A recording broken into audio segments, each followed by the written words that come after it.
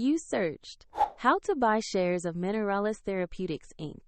This short video explains the practical steps. Mineralys Therapeutics Inc. is a clinical stage biopharmaceutical company listed on NASDAQ under the ticker MLYS, and this is an educational overview, not financial advice. To buy shares, you need a broker account, and we'll use eToro as an example to demonstrate the process. After registering, you must verify your account, typically with an identity document, and add funds before you can place an order. Use the platform search bar and type the ticker MLYS to find the Mineralys Therapeutics Inc. listing, then select the NASDAQ entry that matches the company. Open the asset page to review basic company information and the price chart. Confirm the company name and ticker MLYS match so you are viewing the correct stock. To invest, click Buy.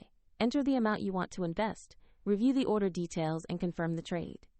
If the market is closed, your order may be queued as a market or limit order, and if you lack sufficient funds, eToro will prompt you to add money before completing the purchase. Your new position will appear in your portfolio once the order is executed, and if you want to follow this tutorial, the link is available in the description.